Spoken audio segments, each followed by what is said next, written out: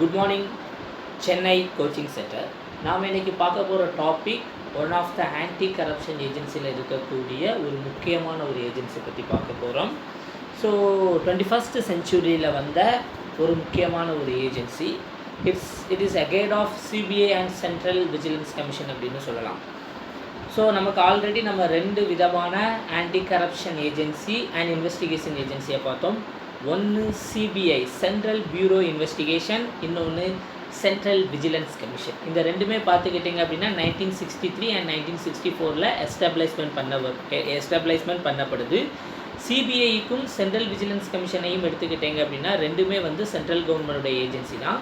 ஒன்று விஜிலன்ஸ் கண்காணிப்பு, இன்னொன்று மத்திய புலனாய்வுத்துறை அப்படின்னு சொல்லலாம். ஒன்று மத்திய ஊழல் கண்காணிப்புத்துறை அப்படின்னு சொல்லப்படும், இன்னொன்று மத்திய புலனாய்வுத்துறை. இந்த ரெண்டுமே எடுத்துக்கிட்டிங்க அப்படின்னா சந்தானம் கமிட்டி அப்படிங்கிற ப்ரிவென்ஷன் ஆஃப் கரப்ஷன் கமிட்டி, அந்த கமிட்டியினுடைய ரெக்கமெண்டேஷன் அடிப்படையில் உருவாச்சு. சிபிஐ ஹோம் மினிஸ்ட்ரியுடைய ரெசல்யூஷன்லையும், சந்தானம் கமிட்டி எக்ஸிக்யூட்டிவ் ரெசல்யூஷனில் சிவிசி எக்ஸிக்யூட்டிவ் ரெசல்யூஷன்லேயும் உருவாக்கப்பட்டுச்சு. இன்னொன்று பார்த்துக்கிட்டிங்க அப்படின்னா CBI Delhi special police establishment act படி இருக்குது. சென்ட்ரல் விஜிலன்ஸ் கமிஷன் எடுத்துக்கிட்டிங்க அப்படின்னா சென்ட்ரல் விஜிலன்ஸ் கமிஷன் ஆக்ட் 2003 படி அதுக்கு என்ன பண்ணுறாங்க, பவர் கொடுத்துருக்காங்க. அதுக்கப்புறம் நம்ம அதில் எல்லாத்துலேயுமே ஒரு முக்கியமான ஒரு விஷயம் பார்த்தோம். என்ன விஷயம்னா லோக்பால் லோகாயுக்தா ஆக்ட் 2014 படி டெல்லி ஸ்பெஷல் போலீஸ் எஸ்டாப்ளிஷ்மெண்ட் ஆக்ட்லேயும் சரியாக மாறுதல் பண்ணியிருக்காங்க. அதன்படி வேறு என்னதுன்னு பார்த்துக்கிட்டிங்க அப்படின்னா சென்ட்ரல் விஜிலன்ஸ் கமிஷன் 2003 அந்த ஆக்ட்லேயும் சில சேஞ்சஸை கொண்டு வந்தாங்க. அப்போ இன்றைக்கி நம்ம பார்க்க போகிறது லோக்பால் லோகாயுக்தா பற்றி பார்க்க போகிறோம். இந்த லோக்பால் லோகாயுக்தா அப்படிங்கிறது என்ன சொல்கிறாங்க அப்படின்னா ரீஅட்ரஸல் கிரிவன்சஸ் மெக்கானிசம் அப்படின்னு சொல்கிறாங்க. ரீஅட்ரஸ்னால என்னது, கிரிவன்சஸ்னால் குறைகளை நிவர்த்தி செய்யக்கூடிய ஒரு அமைப்பு அப்படின்னு சொல்லப்படுது. ஸோ இப்போ நம்ம எடுத்துக்கிட்டோங்க அப்படின்னா மோஸ்ட் ஆஃப் த கண்ட்ரிஸ் இந்த வேர்ல்டு பார்த்துக்கிட்டிங்கன்னா அவங்களுடைய அப்ரோச் எப்படி இருக்குது அப்படின்னா வெல்ஃபேர் ஸ்டேட். நம்மளுடைய கான்ஸ்டியூஷன் எடுத்துக்கிட்டிங்க அப்படின்னா article 38 to promote welfare state அப்படின்னு சொல்லுது. So India also the democratic country. China, it's a communist country, but China did something for their people. அவங்களுடைய பீப்புளுக்கு நிறைய விஷயங்கள் பண்ணுறாங்க. அப்போனா அதில் முக்கியமான ஒரு விஷயம் என்ன பண்ணுது, ஒரு கண்ட்ரி வெல்ஃபேர் சம்மந்தமான விஷயத்தில் இருக்கணும் அப்படின்னா அந்த கண்ட்ரி முதல்ல எப்படி இருக்கணும் அப்படின்னா அந்த கண்ட்ரியில் நிறைய சோசியோ எக்கனாமிக் டெவலப்மெண்ட் இருக்கணும் அப்படின்னு சொல்கிறாங்க.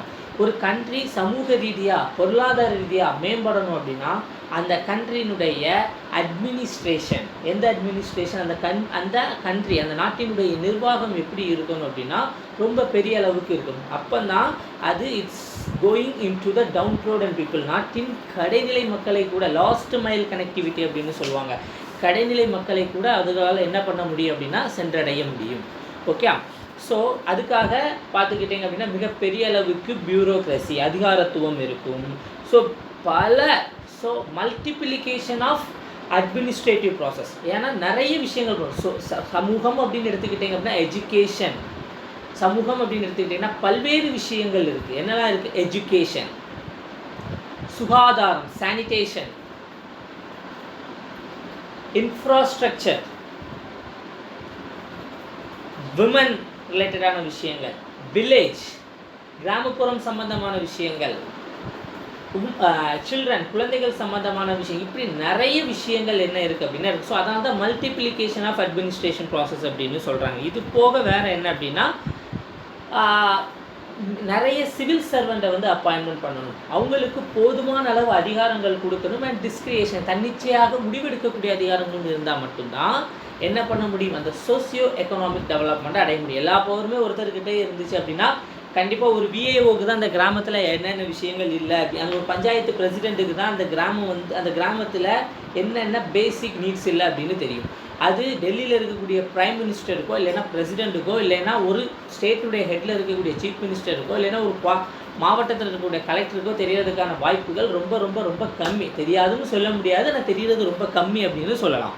புரிஞ்சா? அப்போது என்ன பண்ண முடியும் அப்படின்னா இந்த சோசியோ எக்கனாமிக் டெவலப்மெண்ட் இருக்கணும், ஒரு மிகப்பெரிய அட்மினிஸ்ட்ரேஷன் இருக்கணும். அதில் பியூரோக்ரசி அப்படிங்கிறது முக்கியத்துவம் வாய்ந்ததாக இருக்குது.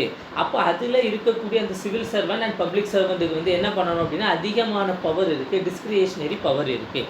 ஸோ அது பார்த்துக்கிட்டிங்க அப்படின்னா ஒவ்வொரு இடத்துலையும் ஒவ்வொரு விதமாக இருக்குது. ஸோ இவங்க இந்த சிவில் சர்வெண்ட் இந்த தங்களுக்கு கொடுத்துருக்கக்கூடிய இந்த பவரை வந்து அவங்க எந்த காரணத்தை கொண்டும் என்ன பண்ணக்கூடாது, அப்யூஸ் பண்ணக்கூடாது. ஸோ அப்போ இந்த லோக்பால் அப்யூஸ் பண்ணக்கூடாது. அப்படி அப்யூஸ் பண்ணினாங்க அப்படின்னா கண்டிப்பாக என்ன ஆகும், அந்த அங்கே பார்த்துக்கிட்டிங்க அப்படின்னா சிட்டிசன்ஸை வந்து அது வெகுவாக பாதிக்கும்.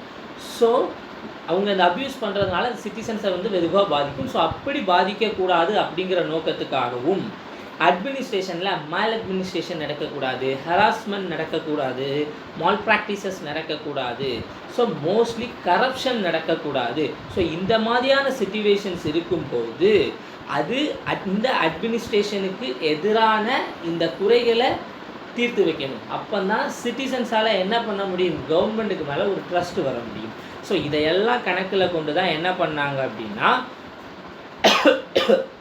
இந்த மாதிரியான ஊழல் கண்காணிப்பு அமைப்புகளை பல்வேறு நாடுகள் வந்து உருவாக்குனாங்க. ஒரு சக்ஸஸ்ஃபுல் டெமோக்ராட்டிக் கவர்மெண்ட் அப்படின்னு எடுத்துக்கிட்டிங்க அப்படின்னா ஒரு சக்ஸஸ்ஃபுல் டெமோக்ராட்டிக் கவர்மெண்ட் அண்ட் அந்த டெமோக்ராட்டிக் கவர்மெண்ட்டுடைய சோசியோ எக்கனாமிக் டெவலப்மெண்ட் அப்படிங்கிறது எதை நம்பி இருக்குது அப்படின்னா அந்த நாட்டு மக்கள் வந்து எந்த குறையுமே இல்லாமல் வாழணும். ஒரு நாட்டு மக்கள் எந்த குறையுமே இல்லாமல் வாழ்ந்தாங்க அப்படின்னா திருவள்ளுவர் கூட சொல்லியிருக்காரு. ஸோ வந்து கோலேந்தி நிற்கக்கூடிய அரசர் வந்து எப்படி இருக்கணும் அப்படின்னா அவனுடைய செங்கோன்மை வளையாமல் இருக்கணும் அப்படின்னு சொல்கிறாங்க. அதாவது மக்கள் வந்து இப்படி ஒரு அரசர் நமக்கு கிடச்சிட்டாருன்னு சொல்லிட்டு அந்த மக்கள் வந்து புகழணுமே தவிர தூற்றக்கூடாது. ஸோ அந்த அளவுக்கு தன்னுடைய அரசர் வந்து இவ்வளவு கடுமையானவர் என்று மக்கள் வந்து என்ன பண்ணக்கூடாது, ஆத்திரப்படக்கூடாது. அந்த மக்களுடைய கண்ணீரே அந்த அரசை வந்து அழித்து விடும் அப்படின்னு சொல்கிறாரு. அதே மாதிரி தான் எந்த ஒரு நாடு ஒரு சக்ஸஸ்ஃபுல் டெமோக்ரஸியாக இருக்கட்டும், இல்லைன்னா ஒரு நாட்டினுடைய சோசியோ எக்கனாமிக் டெவலப்மெண்ட் வந்து உண்மையாக அந்த நாடு உணரணும் அப்படின்னா அந்த நாட்டில் இருக்கக்கூடிய மக்களுடைய கிரிவன்சஸ் வந்து கண்டிப்பாக ரீஅட்ரஸிங் பண்ணி ஆகணும் அப்படின்னு சொல்லப்படுது. ஸோ இதன் அடிப்படையில் கொண்டு தான் என்ன பண்ணுறாங்க அப்படின்னா நிறைய ஆன்டி கரப்ஷன் ஏஜென்சியை உருவாக்குறாங்க. ஓவராலாக பார்த்துக்கிட்டிங்க அப்படின்னா நிறைய நாடுகளில் கிட்டத்தட்ட 60 கிட்டத்தட்ட 40க்கும் அதிகமான நாடுகளில் இன்றைக்கி பார்த்துக்கிட்டிங்க அப்படின்னா இந்த மாதிரியான இன்ஸ்டிடியூஷன் வந்துடுச்சு. ஸோ இதை வந்து 3 வகைகளாக பிரிச்சுருக்காங்க. என்னெல்லாம் பார்த்துக்கிட்டிங்கன்னா it's a ombudsman institution, administrative court of system, procurator system அப்படின்னு பிரிக்கப்படுது. ஸோ ஆம்பட்ஸ்மன் இது வந்து ஒவ்வொரு இடத்துல அந்த இந்தியாவில் அதுக்கு பேர் லோக்பால் லோகாய் தான் ஆம்பட்ஸ்மன் இன்ஸ்டிடியூஷன். இந்த ஆம்பட்ஸ்மன் இன்ஸ்டிடியூஷன் அப்படின்னு எடுத்துக்கிட்டிங்க அப்படின்னா அது எங்கே இருக்குது அப்படின்னு பார்த்துக்கிட்டிங்க அப்படின்னா இந்த ஆம்பட்ஸ்மன் இன்ஸ்டிடியூஷன் அப்படிங்கிறது ஸ்வெடிஷ் மாடல். 1805 வந்து இட்ஸ் ஸ்காண்டினேவியன் கண்ட்ரீஸில் இல்லைன்னா அந்த ஆம்பட்ஸ்மன் என்ன சொல்கிறோம், ஸ்காண்டினேவியன் கண்ட்ரி அப்படின்னா நார்த் போலில் இருக்கக்கூடிய நார்வே, ஸ்வீடன், டென்மார்க், ஃபின்லாந்து இந்த மாதிரியான கண்ட்ரிஸ். ஃபர்ஸ்ட் இந்த ஆம்பட்ஸ்மன் அப்படிங்கிற அந்த அமைப்பு எங்கே உருவாகுது அப்படின்னா ஸ்வீடனில் உருவாகுது. இந்த ஸ்வீடன் ஆம்பட்ஸ்மன் மாடல் தான் ஆல் ஓவர் த வேர்ல்டுக்கும் ஒரு கரப்ஷன் ஏஜென்சி அதாவது ஒரு ஆன்டி கரப்ஷன் ஏஜென்சிக்கான ஒரு முக்கியமான அமைப்பாக பார்க்கப்படுது. அதுக்கப்புறம் அது என்ன ஆகுது அப்படின்னா டென்மார்க், நெதர்லாந்து, ஃபின்லாந்து, நார்வே இந்த மாதிரியான கண்ட்ரிஸுக்கு வந்து எக்ஸ்ப்ளாய்ட் ஆகுது. ஓகே, ஸ்வீடனில் எப்போ இது உருவாக்கப்படுது அப்படின்னா 1809 அதாவது 1809 இது உருவாக்கப்படுது. ஸோ இதை வந்து என்ன சொல்லுவாங்க அப்படின்னா இதோட இந்த ஸ்வீடனில் இது என்ன சொல்கிறாங்க அப்படின்னா ஆஃபீஸர் வந்து லெஜிஸ்லேச்சரால் அப்பாயின்மெண்ட் பண்ணப்படுறாரு, அவர் ஜுடிஷியரிக்கும் அட்மினிஸ்ட்ரேட்டிவ்க்கும் எதிரான கம்ப்ளைண்ட்டை ஹேண்டில் பண்ணுறாரு அப்படின்னு சொல்லப்படுது. அதாவது ஸ்வீடனுடைய மாடலை நீங்கள் எடுத்துக்கிட்டீங்க அப்படின்னா அது ஏன் லெஜிஸ்லேச்சரால் அப்பாயின்மெண்ட் பண்ண ஸ்வீடனுடைய மாடலை இன்டர்நேஷ்னல் ஆம்பட்ஸ்மன் இன்ஸ்டிடியூஷனுடைய ஒரு நிறுவனர் யார் அப்படின்னா டொனால்ட் சி ராவத் அப்படின்னு சொல்லக்கூடியவர். அவர் என்ன சொல்கிறார் அப்படின்னா ஸ்வீடனிஸ் மாடலை எடுக்கிறாரு. அந்த ஸ்வீடனிஸ் மாடலில் அவர் என்ன சொல்கிறார் அப்படின்னா ஸ்வீடனில் லெஜிஸ்லேச்சர் இந்த ஆம்பட்ஸ்மனுக்கான மெம்பர்ஸை வந்து அப்பாயின்மெண்ட் பண்ணுறாங்க. இந்த மெம்பர்ஸ் எந்த விதமான கம்ப்ளைண்ட்ஸை வந்து ஹேண்டில் பண்ணுறாங்க அப்படின்னா அட்மினிஸ்ட்ரேட்டிவ் நிர்வாகத்துக்கும் ஜுடிஷியரிக்கும் எதிரான விஷயத்தை வந்து ஹேண்டில் பண்ணுறாங்க அப்படின்னு சொல்கிறாங்க. ஓகே, ஸ்வீடனை எடுத்துக்கிட்டீங்க அப்படின்னா பார்லிமெண்ட்டு தான். நம்மளை எடுத்துக்கிட்டீங்க அப்படின்னா எல்லா அப்பாயின்மெண்ட்டுமே வந்து மோஸ்ட்லி யாருக்கிட்ட தான் இருக்குது, நம்ம நாட்டினுடைய பிரசிடெண்ட் கிட்ட இருக்குது. ஆனால் ஸ்வீடனை எடுத்துக்கிட்டீங்க அப்படின்னா ஸ்வீடனில் பார்லிமெண்ட்டு தான் என்ன பண்ணுறாங்க அப்படின்னா அந்த ஆம்பட்ஸ்மன் ஆஃபீஸர்ஸை வந்து என்ன பண்ணுறாங்கன்னா அப்பாயின்மெண்ட் பண்ணுறாங்க. அவங்களுடைய டேம் ஆஃபீஸ் எவ்வளோ அப்படின்னா நம்மளுடைய சென்ட்ரல் விஜிலன்ஸ் கமிஷனருடைய டேம் ஆஃபீஸ் மாதிரி 4 வருடங்கள் அவங்களுக்கு டேம் ஆஃபீஸ் கொடுக்கப்படுது. அவங்கள ரிமூவ் பண்ணுறதும் பார்லிமெண்ட்டு தான். ஸோ அதனால் எந்த அடிப்படையில் அவங்கள ரிமூவ் பண்ணுவாங்க அப்படின்னா, பார்லிமெண்ட் அவங்க மேலே வச்சுருக்கக்கூடிய அந்த கான்ஃபிடென்ட் வந்து லூஸ் ஆகும்போது இவங்களை வந்து என்ன பண்ணுறாங்க அப்படின்னா ரிமூவ் பண்ணுறாங்க. ஓகே, இவங்க பார்லிமெண்ட் அப்பாயின்மெண்ட் பண்ணுறதுனால என்ன பண்ணுறாங்கன்னா பார்லிமெண்ட்டுக்கு ஆனுவல் ரிப்போர்ட்டை சப்மிட் பண்ணுறாங்க. நம்மளுடைய சிபிஐ சென்ட்ரல் விஜிலன்ஸ் கமிஷன் எடுத்துக்கிட்டிங்கன்னா ஸ்டாட்யூட்டரி பாடி, அது பிரசிடெண்டால் அப்பாயின்மெண்ட் பண்ணப்படுது. அதுக்கு ஒரு செலெக்ஷன் கமிட்டி இருக்குது. ஆனால் தன்னுடைய ரிப்போர்ட்டை யாருக்கிட்ட சப்மிட் பண்ணுறாங்கன்னா பிரசிடென்ட்கிட்ட. ஸோ அதே மாதிரி பார்லிமெண்ட் அப்பாயின்மெண்ட் பண்ணுறாங்க. பார்லிமெண்ட்டுக்கிட்ட இவங்க என்ன பண்ணுறாங்க அப்படின்னா இந்த ஸ்வீடன் ஆம்பட்ஸ்மேன் இன்ஸ்டிடியூஷனுடைய அந்த ஆம்பட்ஸ்மேன் இன்ஸ்டிடியூஷனுடைய ரிப்போர்ட் வந்து பார்லிமெண்ட்டுக்கு சப்மிட் பண்ணப்படுது. பார்லிமெண்ட் என்ன பண்ணுறாங்க அப்படின்னா அதை ரிவ்யூ பண்ணுறாங்க. ஓகே, ஸோ அதனால தான் அதை என்ன சொல்கிறாங்கன்னா பார்லிமெண்ட்ரி ஆம்பட்ஸ்மேன் அப்படின்னு சொல்கிறாங்க. அதனால தான் அதை டொனால்ட் சி ராவத் என்ன சொல்கிறாரு அப்படின்னா, ஸ்வீடனுடைய மாடல் வந்து officer is appointed by legislature to handle the complaints against the administrative and judiciary. நீதித்துறைக்கும் நிர்வாகத்துறைக்கும் எதிரான வழக்குகளை இல்லைன்னா குற்றச்சாட்டுகளை விசாரிக்கும் நாடாளுமன்றம் அல்லது சட்டமன்றத்தால் நியமனம் செய்யப்பட்ட அலுவலர்களை கொண்ட அமைப்பு அப்படின்னு சொல்கிறாரு. ஓகே, ஸோ இப்படி தான் இருக்கும். ஸோ இப்போ அதுக்கப்புறம் பார்த்துக்கிட்டிங்க அப்படின்னா ரொம்ப முக்கியமான ஒரு விஷயம், இவங்க இந்த ஆம்பட்ஸ்மேன் இன்ஸ்டிடியூஷன் ஸ்வீடனில் சிவில், ஜுடிஷியல் அண்ட் மிலிட்ரி எல்லாத்துக்குமே இருக்குது. நம்ம நாட்டை பொறுத்த வரைக்கும் லோக்பால் லோகாயத்தாக்கு மிலிட்ரிக்கான பவர்கள் கிடையாது. ஆனால் அங்கே கொடுக்கப்பட்டிருக்கு. எதுக்காக அப்படின்னா இவங்களுடைய ஃபங்க்ஷன் வந்து ரொம்ப இம்பார்ஷியலாக இருக்கணும். அப்படின்னா பாரபட்சம் இல்லாமல் இருக்கணும், அப்ஜெக்டிவ்லி ஒரு நோக்கமுடையதாக இருக்க வேண்டும், அண்ட் லீகலி சட்ட முறையில் இருக்க வேண்டும் அப்படிங்கிறதுக்காக. அதனால தான் they work accordance with the law அப்படின்னு சொல்லுவாங்க. சட்டத்திற்கு இணக்கமாக தன்னுடைய செயல்பாடுகளை இந்த ஆம்பட்ஸ்மேன் செய்ய வேண்டும் என்று அங்கே சொல்லப்படுது. ஓகே, ஸோ அதுக்கப்புறம் பார்த்துக்கிட்டிங்க அப்படின்னா இதுக்கு முக்கியமான அந்த ஸ்வீடனில் பொறுத்த வரைக்கும் என்ன அப்படின்னா, இது ஏதாவது ஒரு டிசிஷனை ஸ்குவாஷ் பண்ணுறதுக்கான இது வந்து இன்வெஸ்டிகேஷன் பண்ணலாம். ஆனால் என்ன பண்ண முடியாது அப்படின்னா இந்த ஆர்டரை ஸ்குவாஷ் பண்ணக்கூடிய அதிகாரம், அதாவது சுப்ரீம் கோர்ட் ஹை கோர்ட் மாதிரி என்ன அப்படின்னா ஒரு ஆர்டரை வந்து கோர்ட் வந்து ஸ்குவாஷ் பண்ணுற மாதிரி இவங்களால் என்ன பண்ண முடியாது அப்படின்னா அந்த ஆர்டரை கேன்சல் பண்ண முடியாது. ஸோ அதே மாதிரி பார்த்துக்கிட்டீங்கன்னா அட்மினிஸ்ட்ரேஷனுக்கு எதிரான கம்ப்ளைண்ட்டை விசாரிக்க முடியுமே தவிர அட்மினிஸ்ட்ரேஷன் அண்ட் ஜுடிஷியரிக்கு மேலே இவங்களால் கண்ட்ரோல் பண்ண முடியாது. கண்ட்ரோல் கிடையாது, கம்ப்ளைண்ட்டை விசாரிக்கலாம், அவ்வளவுதான். ஓகே, ஆனால் அதே நேரத்தில் இந்த ஆம்பட்ஸ்மேன் அப்படிங்கிறது என்ன இருக்குது அப்படின்னா சூமோட்டோ கேசஸையும் விசாரிக்கலாம். சூமோட்டோ கேசஸ் அப்படின்னா சப்போஸ் என்ன பண்ணலாம் அப்படின்னா ஆம்பட்ஸ்மேன் நினச்சிச்சு அப்படின்னா கம்ப்ளைண்ட்டை ரிசீவ் பண்ணாமல் தன்னைத்தானே என்ன பண்ண முடியும் அப்படின்னா ஒரு வழக்கு எடுத்து இவங்களால் விசாரிக்க முடியும். புரிஞ்சா?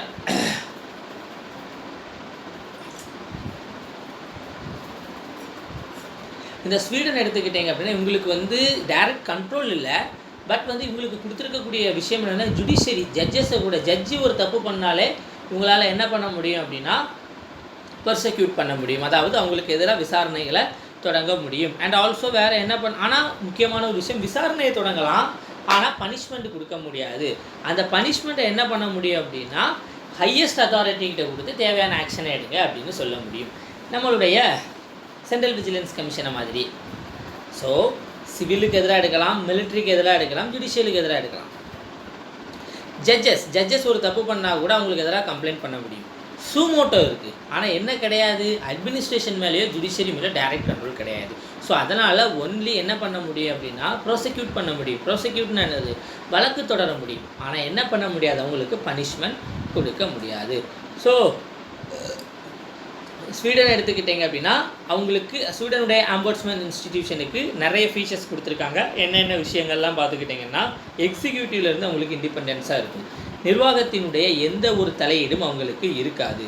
ஸோ அவங்களுடைய கம்ப்ளைண்ட்டில் அவங்க இன்வெஸ்டிகேஷன் பண்ணும்போது இம்பார்ஷியலாக, அதாவது பாரபட்சம் இல்லாமல் அப்ஜெக்டிவாக நோக்கத்தோடு அவங்களால பண்ண முடியும். அவங்களால சூமோட்டோ இன்வெஸ்டிகேஷனை ஸ்டார்ட் பண்ண முடியும். அட்மினிஸ்ட்ரேஷனில் எந்த ஒரு விஷயத்து ரிலேட்டடான ஃபைல்ஸ் அவங்க கேட்டாலும் அன்இன்டரப்டட், ஸோ இல்லாமல் அவங்களால ஆக்சஸ் பண்ண முடியும். அப்படின்னா எந்த ஒரு தடையும் இல்லாமல் அந்த ஃபைலை போய் அவங்களால ஆக்சஸ் பண்ண முடியும்.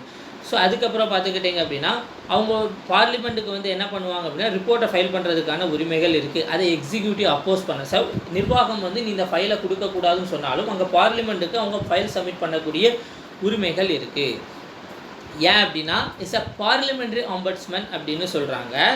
ஸோ எதுக்காக வந்து எக்ஸிக்யூட்டிவ் தடுத்தாலும் பார்லிமெண்ட்டால் அவங்களுக்கு, ஏன்னா பார்லிமெண்ட் எக்ஸிக்யூட்டிவ் மேக்ஸிமம் கவர்மெண்ட் தான் எக்ஸிக்யூட்டிவில் இருப்பாங்க, பார்லிமெண்ட் தடுத்தாலுமே எக்ஸிக்யூட்டிவ் அப்போஸ் பண்ணாலுமே அவங்களால பார்லிமெண்ட்டுக்கு ரிப்போர்ட் கொடுக்கக்கூடிய அதிகாரம் இருக்குது. அப்போ இங்கே என்ன சொல்லுது அப்படின்னா administrative accountability to the legislature, அதாவது நிர்வாகம் நாடாளுமன்றத்துக்கு நம்பகத்தன்மையுடன் இருக்க வேண்டும்.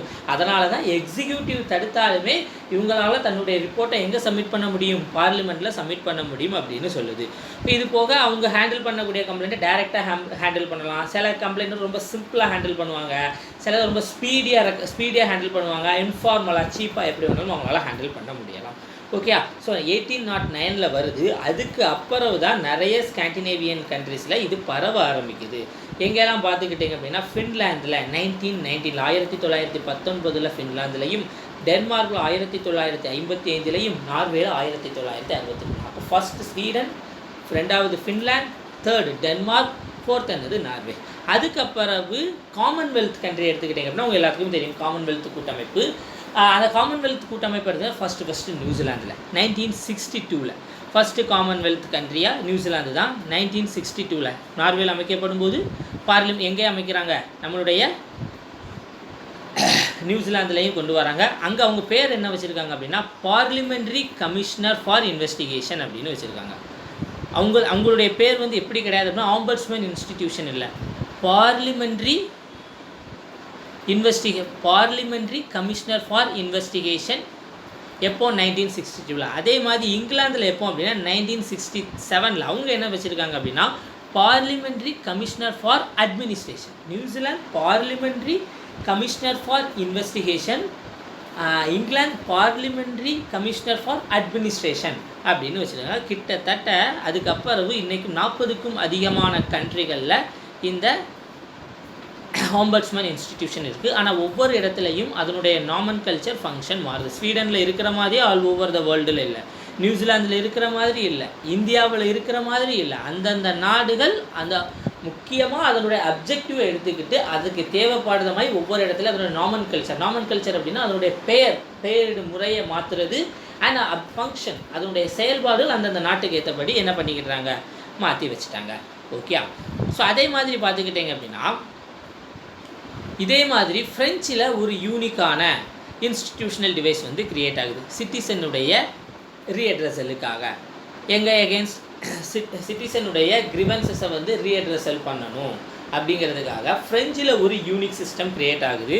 அந்த சிஸ்டத்துக்கு பேர் என்னன்னா French system of administrative courts. So அதனால தான் நம்ம ஃபஸ்ட்டு பார்த்தோம் அட்மினிஸ்ட்ரேட்டிவ் கோட் சிஸ்டம் அப்படின்னு. அப்போ ஆம்பட்ஸ்மன் சிஸ்டம் எங்கே இருக்குது அப்படின்னா ஸ்வீடனில் இருக்குது.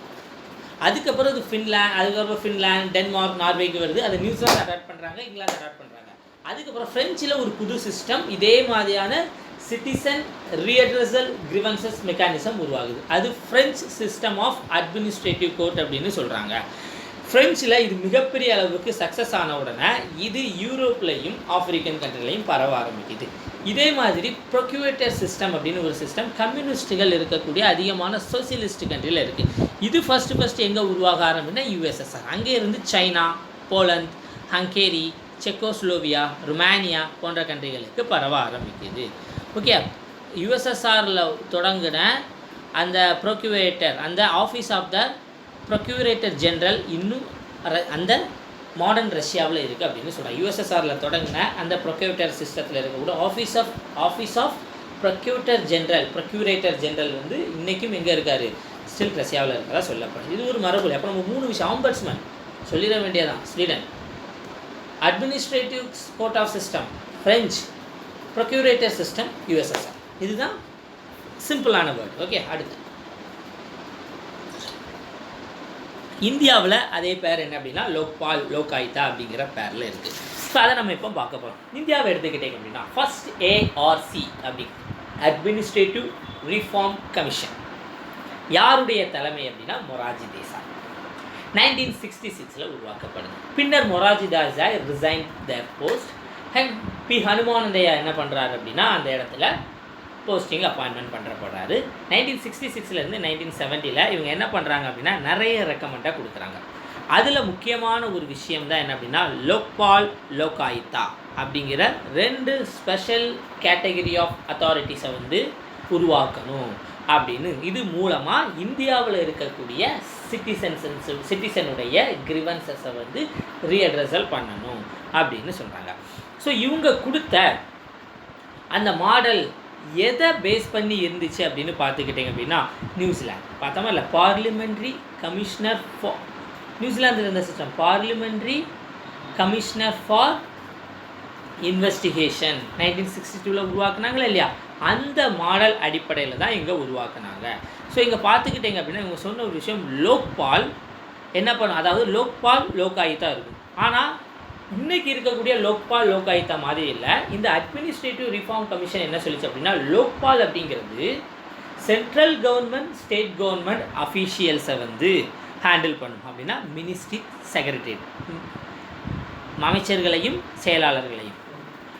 இது போக முக்கியமான ஹையர் அஃபீஷியல்ஸுடைய கேசஸ் அல்லது ஹையர் அஃபீஷியல்ஸ்க்கு எதிராக வரக்கூடிய கம்ப்ளைண்ட்டை ஹேண்டில் பண்ணக்கூடிய அதிகாரம் யாருக்கு இருக்குது அப்படின்னா லோகாயுக்தாக்கு இருக்குது. இன்றைக்கி லோக்பால் லோகாயுக்தா அப்படிங்கிறது லோக்பால் ஸ்டேட்டுக்கும் லோக்பால் சென்ட்ரலுக்கும் லோகாயுக்தா ஸ்டேட்டுக்கும். ஆனால் அன்னைக்கு லோக்பால் இவங்க கொடுத்த ரெக்கமெண்டேஷன் சென்ட்ரலுக்கும் ஸ்டேட்டுக்கும் சேர்த்து ஒரே மாதிரியான லோக்பாலும், லோகாயுக்தா அவங்க அங்கே மினிஸ்ட்ரி செக்ரட்டரி, இங்கே ஹையர் அஃபீஷியல்ஸ் ஸ்பெஷல் ஹையர் அஃபீஷியல்ஸோடைய கம்ப்ளைண்ட்டை ஹேண்டில் பண்ணுறதுக்காக உருவாக்குங்க அப்படின்னு சொன்னாங்க.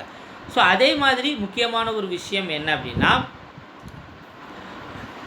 நியூசிலாந்தில் பேட்டர்ன் நம்ம ஃபாலோ பண்ணுற மாதிரி ஜுடிஷியரியை என்ன பண்ணக்கூடாது, லோக்பால் லோகாயுக்தாவுக்குள்ளே கொண்டு வரக்கூடாது.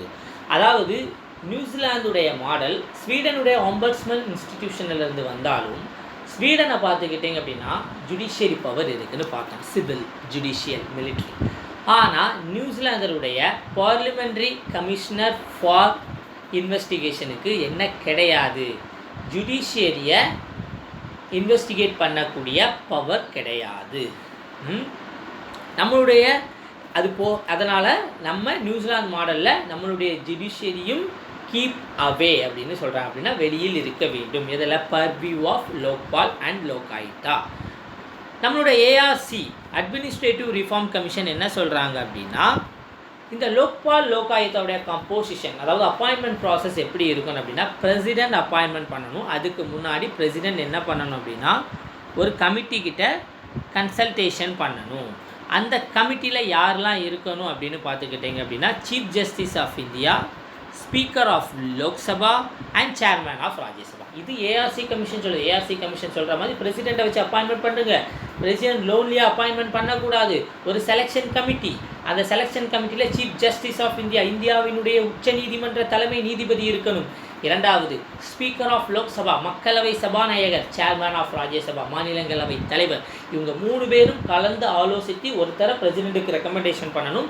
அவர் தான் என்ன பண்ணணும், அவரை அப்பாயின்மெண்ட் பண்ணணும் அப்படின்னு சொல்கிறாங்க. ஓகே, ஸோ இவங்களுடைய ஒர்க் எப்படி இருக்கணும், இந்த லோக்பால் லோகாயுக்தாவோட ஒர்க் எப்படி இருக்கணும் நம்மளுடைய அட்மினிஸ்ட்ரேட்டிவ் ரிஃபார்ம் கமிஷன் சொல்லுது அப்படின்னா இண்டிபெண்ட் அண்ட் இம்பார்ஷியலாக இருக்கணும்.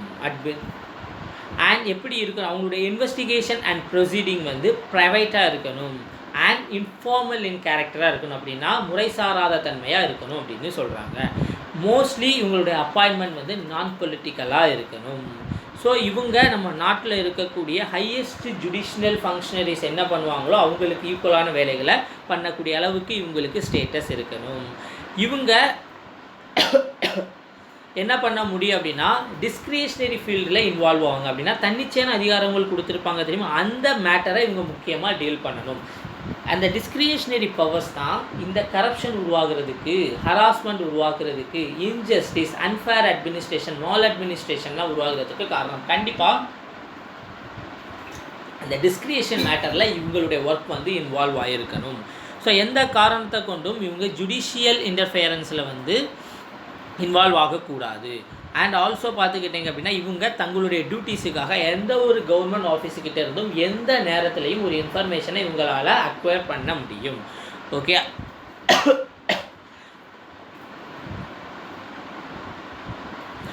அது போக இவங்களுக்கு என்ன அப்படின்னா இவங்களுடைய இன்வெஸ்டிகேஷன் நடக்கும்போது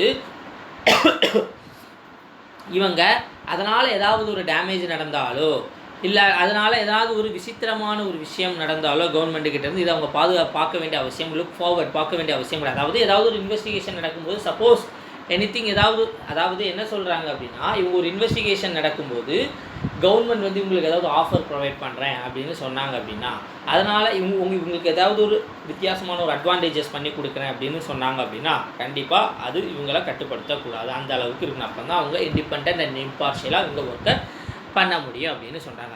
ஏஆர்சி கமிஷனுடைய ரிப்போர்ட்டை வந்து நம்மளுடைய கவர்மெண்ட் வந்து அக்செப்ட் பண்ணிக்கிட்டாங்க. லோக்பால் லோகாயுதா அப்படிங்கிற அமெண்ட்மெண்ட்டை வந்து உருவாக்கணும் அப்படின்னு பண்ணாங்க. 10 தடவை இந்த பில்லை பாஸ் பண்ணாங்க, பாஸே ஆகலை.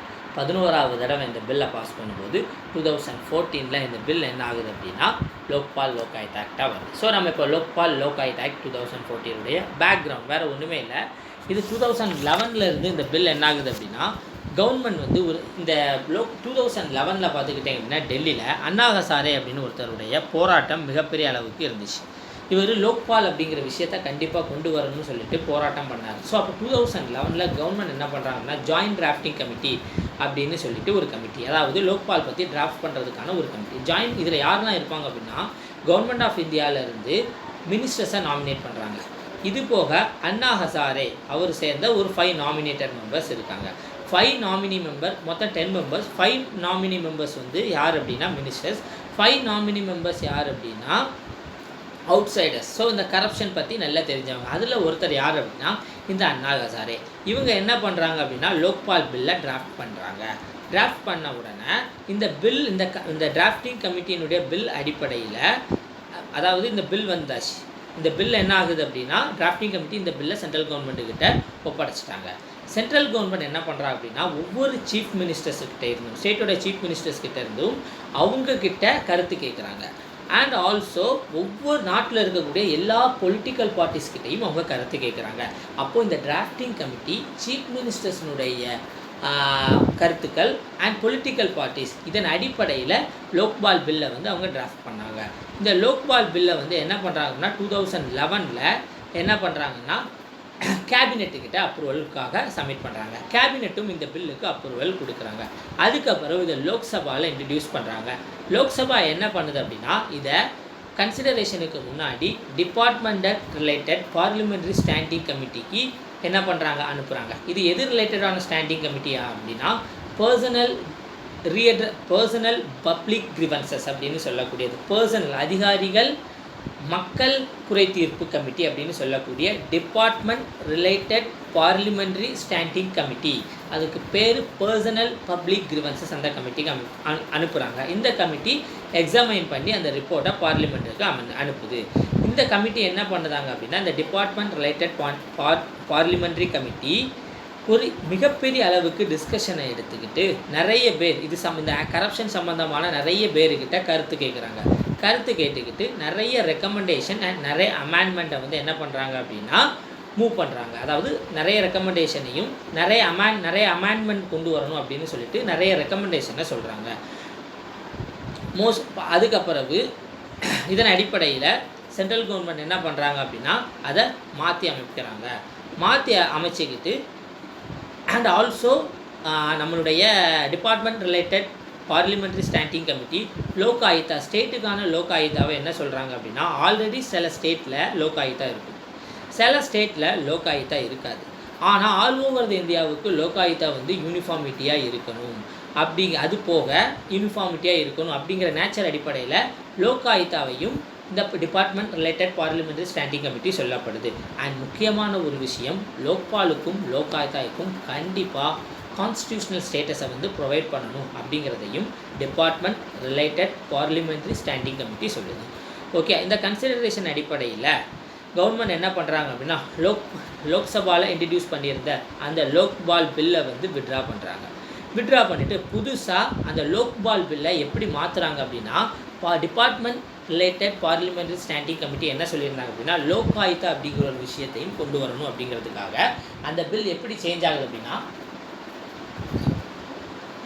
லோக்பால் அண்ட் லோகாயுதா பில் அப்படின்னு சொல்லிட்டு சேஞ்ச் பண்ணப்பட்டு மறுபடியும் லோக்சபாவில் என்ன பண்ணுது அப்படின்னா இன்ட்ரடியூஸ் பண்ணப்படுது.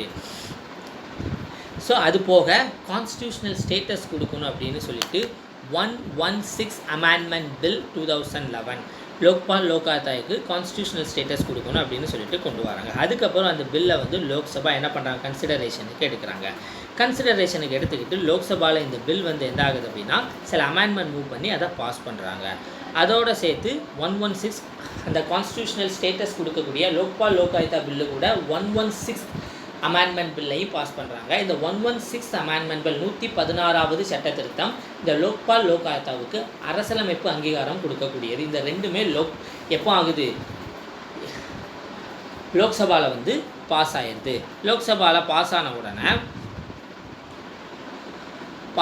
போதுமான மெஜாரிட்டியோடு பாஸ் ஆகுது. பாஸ் ஆன லோக்பால் லோகாயுக்தா பில் வந்து என்ன ஆகுது அப்படின்னா ராஜ்யசபாவுக்கு டிஸ்கஷனுக்கு போகுது.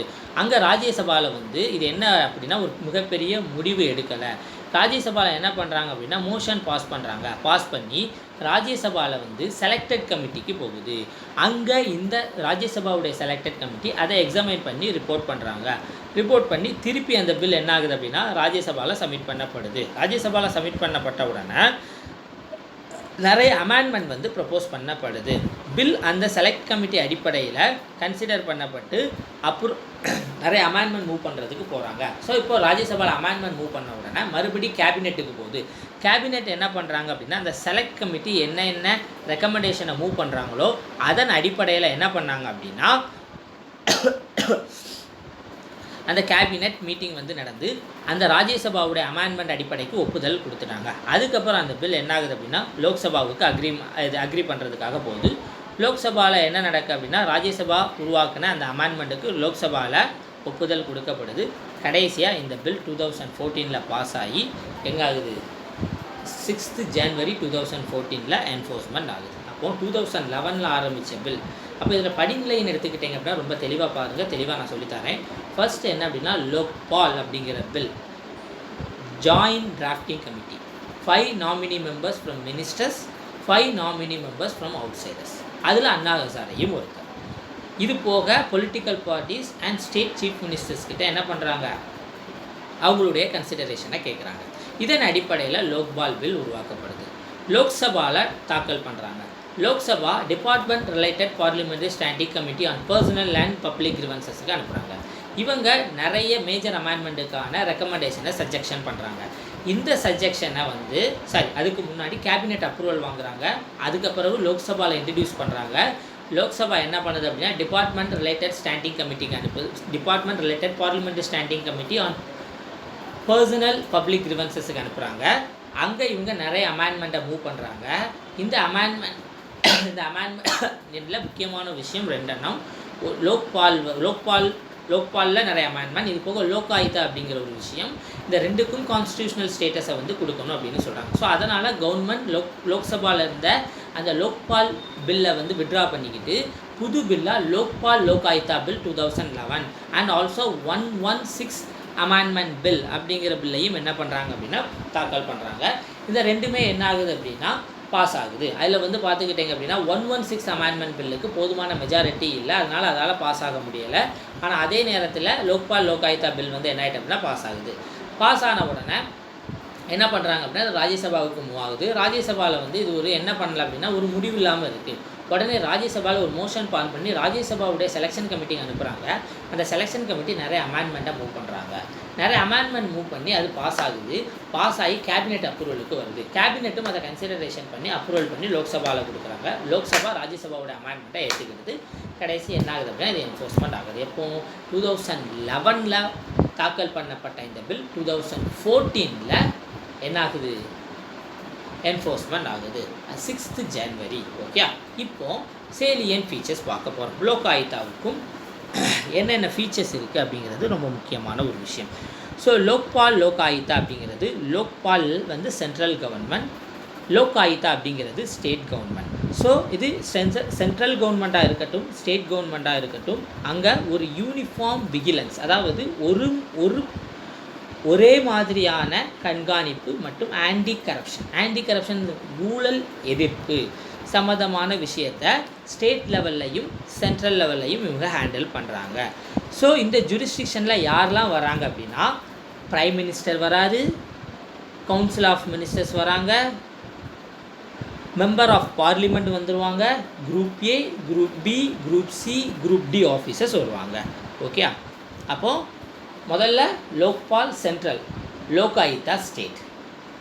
சென்ட்ரல் ஸ்டேட் கவர்மெண்ட்டில் ஒரு யூனிஃபார்ம் இன்வெஸ்டிகேஷன், ஒரு uniform vigilance and anti corruption, இந்த விஷயத்தை ஹேண்டில் பண்ணுறதுக்கு தான் என்ன பண்ணுறாங்க, சென்ட்ரல் லெவலில் ஸ்டேட் லெவலில் ஒரு கரப்ஷன் ஏஜென்சியாக இந்த லோக்பால் லோகாயுக்தா இருக்குது.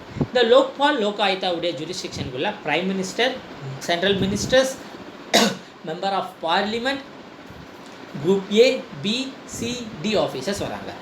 இதோட கம்போசிஷன் எப்படி இருக்குது அப்படின்னா 50% 50% அப்படின்னு பிரிக்கிறாங்க. இந்த 50% மெம்பர்ஸ் வந்து ஜுடிஷியரி மெம்பர்ஸாக இருக்கணும். 50% மெம்பர்ஸ் வந்து SC, ST, OBC, minority, women and other கேஸ்டை சேர்ந்த மெம்பர்ஸாக இருக்கணும். ஸோ லோக்பாலுடைய சேர்மேன் அண்ட் மெம்பர்ஸை யார் அப்பாயின்மெண்ட் பண்ணுவா அப்படின்னா பிரசிடெண்ட் அப்பாயின்மெண்ட் பண்ணுவாங்க. ஆனால் இந்த பிரசிடெண்ட் அப்பாயின்மெண்ட் பண்ணுறதுக்கு முன்னாடி இவங்களுக்கு ஒரு செலெக்ஷன் கமிட்டி இருக்குது. அந்த செலெக்ஷன் கமிட்டி கூடி யார் சேர்பர்சன் ஆகணும், யார் மெம்பர் ஆகணும் அப்படின்னு முடிவெடுப்பாங்க. அந்த செலெக்ஷன் கமிட்டியில் யாரெல்லாம் இருப்பா அப்படின்னா பிரைம் மினிஸ்டர் இருப்பார், லீடர் ஆஃப் அப்போசிஷன் எதிர்க்கட்சி தலைவர் இருப்பார், ஸ்பீக்கர் ஆஃப் லோக்சபா மக்களவை சபாநாயகர் இருப்பார், சீஃப் ஜஸ்டிஸ் ஆஃப் இந்தியா இருப்பார், உச்ச நீதிமன்ற நீதிபதி இருப்பார், அல்லது அவர் நாமினேட் பண்ணக்கூடிய ஒரு சுப்ரீம் கோர்ட் ஜட்ஜ் இருப்பார். அது போக 5ஆவதாக ஒரு மெம்பர் யார் அப்படின்னா பிரசிடெண்ட்டுடைய பார்வையில் ஒரு எமினன்ட் ஜுடிஷியஸ், ஒரு சிறந்த சட்ட நிபுணர் அப்படின்னு கணிக்கக்கூடிய ஒரு ஆள் இருப்பார். ஆனால் இதில் யாருக்கெல்லாம் பவர் இருக்குது அப்படின்னா prime minister, leader of opposition, chief justice of India and speaker of Lok Sabha, இவங்க 4 பேர் எடுக்கக்கூடிய முடிவின் அடிப்படையில் தான் நியமனம் அங்கே நடைபெறும்.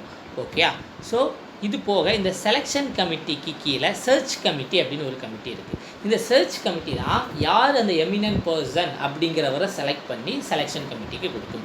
இந்த சர்ச் கமிட்டியில் 50% மெம்பர் யாராக இருக்கணும் அப்படின்னா SC, ST, OBC, minority, woman, இவங்களை சார்ந்தவங்களாக இருக்கணும் அப்படின்னு சொல்கிறாங்க. ஓகே, அது போக இங்கே பிரைம் மினிஸ்டரே வந்தாலும் பிரைம் மினிஸ்டருக்கு normal minister, normal member of parliament, நார்மலான group A, group B, group C officers மாதிரி ஒரு நார்மல் ப்ராசஸ் கிடையாது. அவருக்கு ஸ்பெஷல் ஆன ஒரு ஸ்பெசிஃபிக்கான ப்ராசஸ் மூலமாக தான் அவரை லோக்பாலுடைய ஜூரிஸ்டிக்ஷனுக்குள்ளே கொண்டு வர முடியும். அவருக்குன்னு சில ஸ்பெசிஃபிக் எக்ஸ்க்ளூஷனை வந்து ப்ரொவைட் பண்ணியிருக்காங்க. ஓகே, இது போக நம்ம சென்ட்ரல் விஜிலன்ஸ் கமிஷனில் பார்த்தோம். சென்ட்ரல் விஜிலன்ஸ் கமிஷனுக்கு இவங்க group A, group B, group C, group D ஆஃபீஸர்ஸை வந்து இன்வெஸ்டிகேட் பண்ணலாம். அதே கேஸஸை வந்து இவங்க என்ன பண்ண முடியும் அப்படின்னா சென்ட்ரல் விஜிலன்ஸ் கமிஷனுக்கு ரெஃபர் பண்ணாங்க அப்படின்னா, சப்போஸ் சென்ட்ரல் விஜிலன்ஸ் கமிஷனுக்கு லோக்பால் மூலமாக வரக்கூடிய அந்த referred cases group A, group B ஆஃபீஸர்ஸை ரிலேட் பண்ணி இருந்துச்சு அப்படின்னா, குரூப் ஏ, குரூப் பி ஆஃபீஸர்ஸை ரிலேட் பண்ணி இருந்துச்சு அப்படின்னா ஃபர்தராக இவங்க என்ன பண்ண முடியும் அப்படின்னா அந்த இன்வெஸ்டிகேஷனை முடிஞ்சு அந்த ரிப்போர்ட்டை லோக்பாலுக்கு அனுப்பி வச்சுருவாங்க. லோக்பால் ஃபர்தராக ஆக்ஷன் எடுப்பாங்க. ஆனால் சிடி ஆஃபீஸர்ஸாக இருந்தாங்க அப்படின்னா இவங்களே இன்வெஸ்டிகேஷனை முடிச்சுக்கிட்டு இவங்களே என்ன பண்ணலாம் அப்படின்னா அவங்களுக்கான ஒரு எலிஜிபிள் பனிஷ்மெண்ட்டை அவங்களுக்கு ப்ரொவைட் பண்ண முடியும் அப்படிங்கிறது சென்ட்ரல் விஜிலன்ஸ் கமிஷன் ஆக்ட் 2003 படி சொல்லப்பட்டிருக்கு. இது போக லோக்பால் என்ன பண்ணலாம் அப்படின்னா சிபிஐக்கு தன்னுடைய கேஸஸை வந்து ரெஃபர் பண்ணலாம். அப்படி லோக்பால் ரெஃபர் பண்ணக்கூடிய கேஸை சிபிஐ ஹேண்டில் பண்ணும்போது அவங்களுடைய இன்வெஸ்டிகேஷனை சூப்பரிண்டெண்டன்ஸ் பண்ணக்கூடிய அதிகாரம் லோக்பாலுக்கு இருக்குது. இது போக டைரக்டர் ஆஃப் சிபிஐ ஹேண்டில் பண்ணக்கூடிய ஒரு கமிட்டி இருக்குது. அந்த கமிட்டிக்கு பிரைம் மினிஸ்டர் ஹெட்டாக இருப்பார். அந்த ஹை பவர் கமிட்டியில் லோக்பால் மெம்பர்ஸும் இருக்கிறதுக்கான வாய்ப்புகள் இருக்குது. ஸோ இது போக வேறு என்ன அப்படின்னா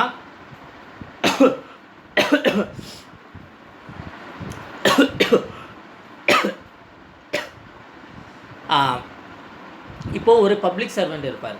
அந்த பப்ளிக் சர்வெண்ட் வந்து ஏதாவது ஒரு மால் ப்ராக்டிசஸில் வந்து இன்வால்வ் ஆகியிருக்காரு அப்படின்னு தெரிய வந்து அவருக்கு எதிரான கேசஸ் வந்து லோக்பாலில் பெண்டிங் இருந்துச்சு அப்படின்னா அந்த கரப்ஷன் மூலமாக அவர் ஏதாவது ஒரு ப்ராப்பர்ட்டி அக்வயர் பண்ணியிருந்தார் அப்படின்னா அந்த ப்ராப்பர்ட்டியை கான்ஃபிஸ்டிகேட் பறிமுதல் பண்ணக்கூடிய அதிகாரம் இந்த லோக்பாலுக்கு இருக்குது. ஓகே, அதுக்கு பிறகு இந்த லோக்பாலில் சிபிஐ சென்ட்ரல் விஜிலன்ஸ் கமிஷன் மாதிரி கிடையாது. இவங்க வந்து கேசஸை வந்து என்ன பண்ணணும் அப்படின்னா ரொம்ப ஸ்பீடியாக முடிக்கணும். ஸோ அதுக்காக இவங்களுக்கு டைம் லிமிட் வந்து ப்ரொவைட் பண்ணியிருக்காங்க. இவங்க 3 ஸ்டேஜஸாக வந்து என்ன பண்ணுவாங்க அப்படின்னா தன்னுடைய ஆக்ஷன்ஸை வந்து என்ஃபோர்ஸ்மெண்ட் பண்ணுவாங்க. First preliminary enquiry, second investigation, third trial. அந்த ப்ரிலிமினரி என்கொயரியான ஆரம்ப கட்ட விசாரணைக்கு உங்களுக்கு 3 மாதம் கொடுத்துருப்பாங்க. மினிமம் உங்களுக்கு மேக்ஸிமம் உங்களுக்கு 3 மாதங்கள், தேவைப்பட்டால் கூட 3 மாதங்கள் வந்து அவங்க எக்ஸ்டெண்ட் பண்ணிக்கலாம். அந்த 3 மாதங்கள் முடிந்ததுக்கு அப்புறம் இங்கே ஒரு முழு விசாரணையை ஆரம்பிக்கணும். அதுக்கு அந்த முழு விசாரணை உங்களுக்கு முடிக்கிறதுக்கு 6 மாதங்கள், தேவைப்பட்டால் கூட 6 மாதங்கள் அதை எக்ஸ்டெண்ட் பண்ணிக்கலாம். அதுக்கப்புறம் இவங்க ட்ரையல், அவங்களுக்கு மேலே குற்றம் சாட்டி என்ன பண்ணணும், வழக்கு தொடரணும். அதுக்கு 1 வருஷம், தேவைப்பட்டால் கூட 1 வருஷம் எடுத்துக்கலாம். இப்படிங்கிற இந்த டைம் லிமிட்டுக்குள்ளே இவங்களுக்கு வரக்கூடிய கேசஸை வந்து இவங்க என்ன பண்ணணும், கண்டிப்பாக இவங்க முடிச்சாகணும். அதுபோல் இவங்களுக்கு என்ன பண்ணலாம் அப்படின்னா மேக்ஸிமம் தப்பு பண்ணுறவங்களுக்கு பனிஷ்மெண்ட் ப்ரொவைட் பண்ண முடியும். இவங்க சிவில் கோர்ட்டு மாதிரி தான். மேக்ஸிமம் இவங்க கொடுக்கக்கூடிய பனிஷ்மெண்ட் அப்படிங்கிறது 7 இயர்ஸ்லேருந்து 10 இயர்ஸ்க்குள்ளே இம்ப்ரிசன்மெண்ட் கொடுக்கலாம், டெத் சென்டென்ஸ் கொடுக்க முடியாது. இவங்க எதன் அடிப்படையில் வந்து இந்த பனிஷ்மெண்ட்டை ஜெயில் டேர்ம்ஸை வந்து ப்ரொவைட் பண்ணுறாங்க அப்படின்னா ப்ரிவென்ஷன் ஆஃப் கரப்ஷன் ஆக்ட் 1988 படி அவங்க என்ன பண்ணுறாங்க அப்படின்னா இதை ப்ரொவைட் பண்ணுறாங்க. ஓகே, அதேபடி இந்த இன்ஸ்டிடியூஷனுக்கான ஃபினான்ஸ்மெண்ட் யார் ப்ரொவைட் பண்ணுவா அப்படின்னா கவர்மெண்ட் ஆஃப் இந்தியா. லோக்பாலுடைய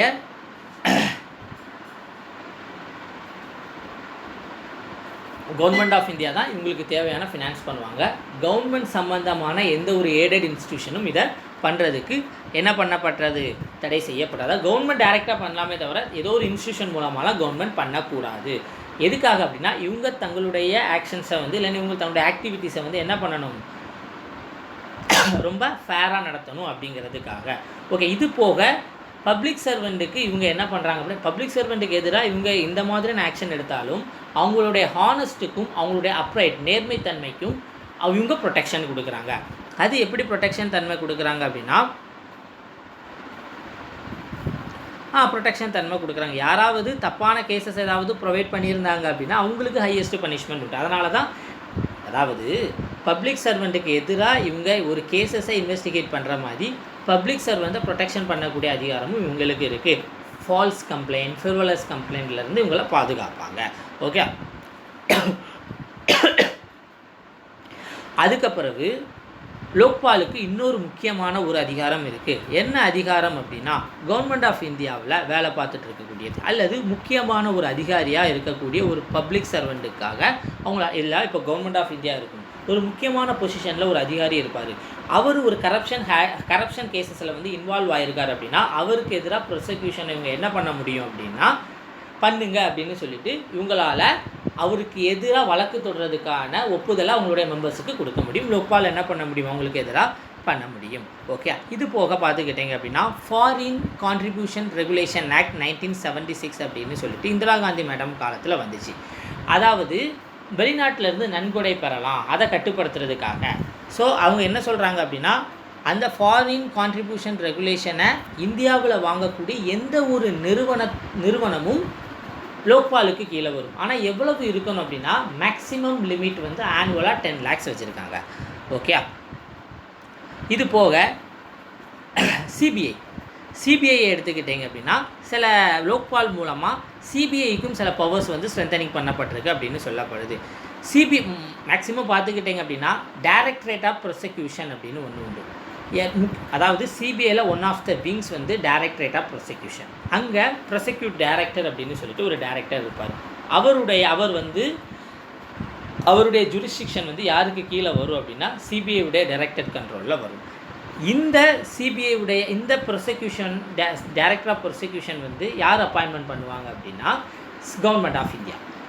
இந்த டைரக்டர் ஆஃப் ப்ரொசிக்யூஷன் வந்து ஆஃபீஸர் வந்து எந்த லெவல் ஆஃபீஸருக்கு மேலே இருப்பார் அப்படின்னா ஜாயின்ட் செக்ரட்டரி லெவலுக்கு மேலே இருப்பார். இவரை அப்பாயின்மெண்ட் பண்ணக்கூடிய அதிகாரம் கவர்மெண்ட் ஆஃப் இந்தியா இருக்குது. ஆனால் government of India central vigilance கமிஷனுடைய ரெக்கமெண்டேஷன் அடிப்படையில் இவங்க அப்பாயின்மெண்ட் பண்ணுவாங்க. இது போக சிபிஐயில் பேனல் ஆஃப் அட்வொகேட் அப்படின்னு சொல்லி பார்த்தீங்கன்னா தெரியும். சிபிஐ நீதிமன்றங்கள் இருக்கும், சிபிஐடைய அட்வொகேட்ஸ் இருப்பாங்க. இந்த அட்வொகேட் என்ன பண்ண முடியும் அப்படின்னா, லோக்பால் வந்து சிபிஐ கிட்ட ஒரு கேஸை ரெஃபர் பண்ணும்போது லோக்பாலுடைய அனுமதியின் அடிப்படையில் என்ன பண்ணலாம் அப்படின்னா அந்த அட்வொகேட் வந்து அந்த கேசஸை வந்து டீல் பண்ணலாம். ஓகே, அதே மாதிரி லோக்பால் வந்து ஒரு கேசஸை வந்து சிபிஐக்கு கொடுத்துருப்பாங்க, இதை விசாரிங்க அப்படின்னு சொல்லிட்டு. அந்த இன்வெஸ்டிகேஷன் நடந்துகிட்டு இருக்கும்போது அதை யார் இன்வெஸ்டிகேட் பண்ணுறாங்களோ அந்த சிபிஐ ஆஃபீஸர்ஸை வந்து லோக்பாலுடைய அனுமதி இல்லாமல் ட்ரான்ஸ்ஃபர் பண்ண முடியாது. ஓகே, அது போக லோக்பால் வந்து ஒரு கேசஸை சிபிஐக்கு கொடுக்கும்போதும் அந்த சிபிஐ அந்த கேசஸை பற்றி விசாரிக்கும்போது சிபிஐக்கு தேவையான ஃபண்டை ப்ரொவைட் பண்ணக்கூடிய அதிகாரமும் யாருக்கு இருக்குது? லோக்பாலுக்கு.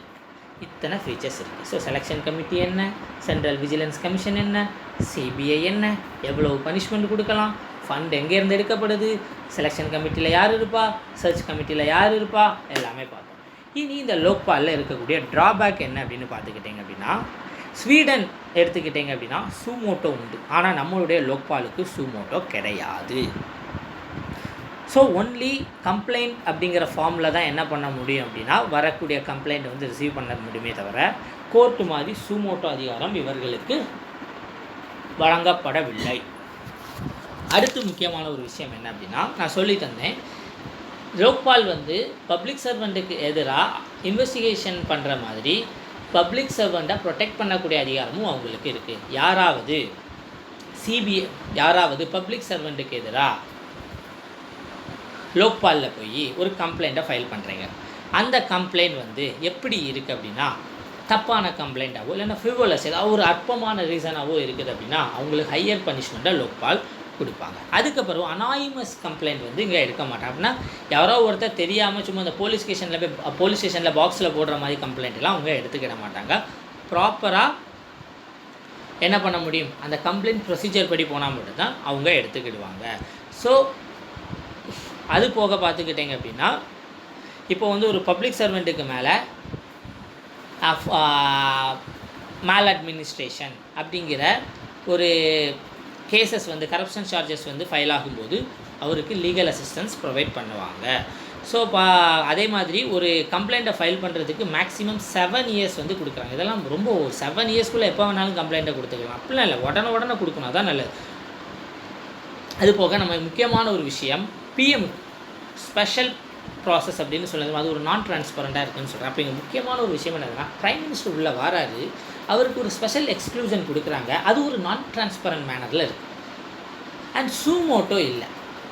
கம்ப்ளைண்ட் பண்ணணும் அப்படின்னா அனானிமஸாக பண்ண முடியாது, ஒரு ப்ராப்பர் வேலை தான் பண்ண முடியும். கம்ப்ளைண்ட் பண்ணக்கூடிய அந்த லிமிட்டேஷன் பீரியட் 7 இயர்ஸ் வரைக்கும் ப்ரொவைட் பண்ணப்பட்டிருக்கு. யாராவது ஃபால்ஸ் கம்ப்ளைண்ட் கொடுத்துட்டாங்க அப்படின்னா அவங்களுக்கு தண்டனையும் ப்ரொவைட் பண்ணி பப்ளிக் சர்வெண்ட்டாக பாதுகாக்கிறாங்க. ஸோ இந்த மாதிரியான விஷயங்கள் இதில் இருக்குது லோக்பால். ஓகே, இப்போ நம்மளுடைய லோக்பால் செயல்பட்டுட்டு இருக்குது. ஸோ இதுதான் என்ன அப்படின்னா லோக்பால் லோகாயுக்தா. இதை கொஞ்சம் நீங்கள் தெளிவாக படித்தீங்க அப்படின்னா உங்களுக்கு தெளிவாக புரியும். ஸோ லோக்பால் அந்தளவு நமக்கு அப்பப்போ நீங்கள் பார்த்துக்கிட்டீங்க அப்படின்னா சிபிஐ சென்ட்ரல் விஜிலன்ஸ் கமிஷனை பற்றி தான் நமக்கு என்ன ஆகும் அப்படின்னா நிறைய நியூஸில் வந்துக்கிட்டு இருக்கும். லோக்பால் லோகாயுக்தா பற்றி வரது வந்து மிகப்பெரிய அளவுக்கு கம்மி தான். ஸோ மிகப்பெரிய அளவுக்கு லோக்பால் லோகாயுக்தா இன்னும் என்ன ஆகலை, தன்னுடைய கைகளை வந்து இன்னும் விரிக்கலை அப்படின்னு சொல்லலாம். சரி, okay, thank you and thanks allot. ஏதாவது டவுட் இருந்தால் கேளுங்க. ஸோ முக்கியமான ஒரு விஷயம் சொல்ல மறந்துட்டேன், சாரி. நம்மளுடைய லோக்பால் லோகாயுக்தா அந்த லோக்பால் பற்றி தான் இப்போ நம்ம பார்த்தோம். ஃபர்தர் வீடியோவில் நம்ம லோகாயுக்தா பற்றி பார்க்கலாம். லோக்பாலுடைய எக்ஸிஸ்டிங் இல்லை இன்கம்பன்ட் சேர்மன் யார் அப்படின்னா Pinaki Chandra Ghose. Okay, thank you and thanks allot.